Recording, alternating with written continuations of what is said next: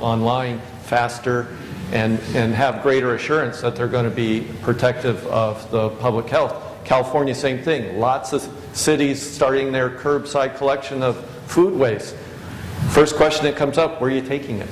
You know, and they're long hauling it to very remote compost facilities because we don't have the infrastructure in place for compost sites that are closer by that can be run effectively without a lot of issues coming out of them. Charles. In Colorado, I'm going to guess a lot of y'all are saying the same things, is we're having what used to be a traditional landfill disposal facility going to campus-style operations. It now has an aggregate recycling activity on site. We have a roof to roads, shingle recycling, so that brings in two recycling activities. We have also composting on site. I have two inspectors that work part-time in recycling and about 3.5 in disposal. We're having to cross-train these folks now, and we're looking at actually taking our landfill inspectors and flipping them over to our recycling side of the shop, because the other side of this is you've got to inspect the recycling facilities because they're not 100% recycling. They have some recycling, some processing, they have their own separate waste streams. And we're actually looking at resource reallocation due to campus-type operations as well as including new operations at facilities. Great. Is someone back row?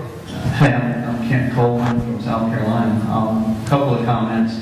I think an example that we recently had that kind of illustrates the way things have changed is we recently had an e-scrap law passed in our state, and the lobby behind that law was the waste management industry, the large companies, and they pushed that through. And I think that's just enough said that illustrates something about where their business is headed.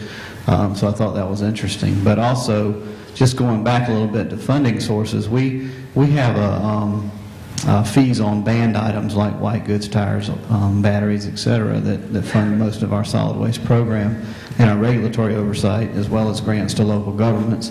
But we were concerned about what the economic downturn would do to those fees. But what we found out is it has quite a muted response, because we've done well throughout this. Our fees have not dropped off a lot, and the reason that we think that is true is because if your refrigerator breaks, you're going to go buy a new one. You might not buy a $2,000 refrigerator, you might buy a $700 refrigerator, but the fee is the same. Same thing for batteries, tires. I mean, those kind of things you're going to replace. And you may downgrade your expectations, but that doesn't change the